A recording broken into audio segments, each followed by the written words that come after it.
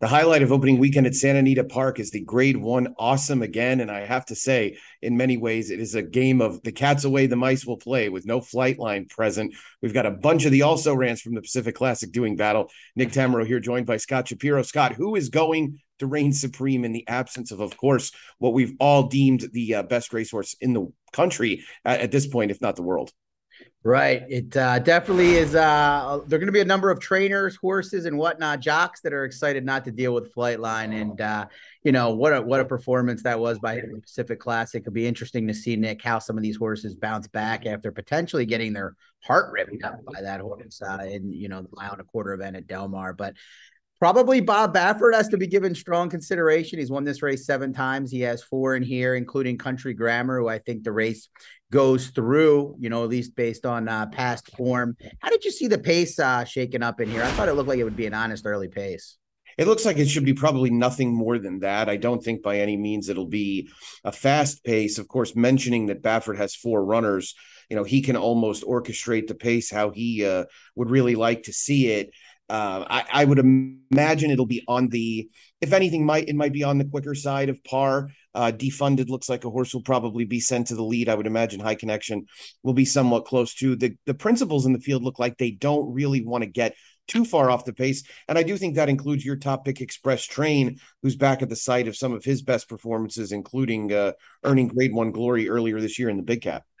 Right. Express Train came off the bench in an interesting move by John Sheriffs. He had raced in the Pacific Classic with the San Diego handicap under his belt last year and didn't run well. So maybe John Sheriffs wanted him fresh for the race. Well, we know things didn't go well against Flightline, but maybe second off the bench with no Flightline in here. And what I think should be a pretty good trip, Nick. You mentioned High Connection and Defunded, who owes me a lot of money at this point. But Slow Down Andy really doesn't have any other ways to go. I don't know if he's fast enough, but maybe we'll put some pressure from the outside. I think that should allow Victor Espinoza to kind of get into that perfect spot in the second tier, and has run well, obviously, at Santa Anita. 4 wins, 4 seconds, 2/3, and 11 tries there. And just getting that race off the belt and not having Flightline in here, I think will bode well for him. Who did you land on? Yeah, this was a race where I had a bit of a difficult time, and I didn't necessarily want to embrace all of the Baffert runners or any of them for that matter. And so I went to Royal Ship, who I've never really loved, but he's a horse who on his day has had performances that are easily good enough to win this race, including that runner-up finish to Country Grammar in the Hollywood Gold Cup at Santa Anita back in May of 2021. He's obviously had a few things go against him this year, and it's kept him from stringing together multiple good performances or even multiple performances, period. But now third off the layoff, I didn't think, all things considered, that he ran that poorly last time out. He's more of a late running type that will need things to unfold a bit in front of him. So I'm hoping for a quicker pace than I think we might just end up seeing. But I felt like Royal Ship at what could be the interesting price was where I wanted to go. I had a difficult time with him. I definitely think that a mile and a quarter is a little outside of his scope. So not his best races don't come at 10 furlongs. Looks like his best races for the most part coming a mile and a 16th, but a mile and an eighth shouldn't be an issue. Took advantage of the track profile in the San Diego, but really ran well. I mean, it's one thing to have the track be play in your favor. It's another thing to take advantage of it, and he did just that. And he's also run well at Santa Anita, so I can't fault that pick at all. Should rebound after the effort in the Pacific Classic. Neither of us are on Country Grammar. I assume he's going to be the favorite. Is it more just a price thing for you, or? Yeah, I think so. He's obviously a horse who we knew domestically how good he had run on a number of occasions in 2021. And then to come off the bench and run as well as he did in both Saudi and Dubai, I think really turned some heads. And the fact that he was off between then and San Diego is no surprise, given that those escapades are often very taxing.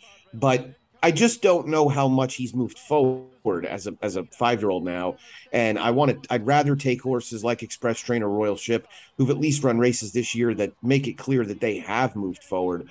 There's no glory having finished second, 19 lengths back of a runaway winner. He did outfinish Royal Ship in there. I do think one of the things that worked to his advantage was he was a little bit more forwardly placed. The reinvented Country Grammar, since he relocated to Bob Baffert's barn, has a lot more speed, and I do think that makes him dangerous. Juan Hernandez has obviously done exceptionally well this year, and specifically for Baffert. So he's very much the horse to beat, in my opinion. I just felt like there was value to be had elsewhere.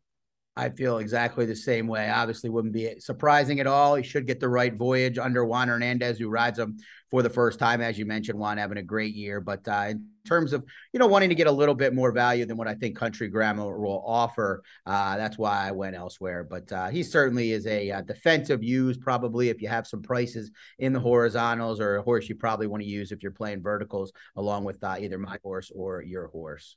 I think outside of our two picks in Country Grammar, it doesn't look like the balance of the field has very much to offer. I suppose the most accomplished of them would be a horse like Tripoli, who is really looking to gain back some glory that he had from some time ago. He was a total no-show in the San Diego, which surprised me because he had previously run so well at Del Mar, and I thought he'd run a lot better.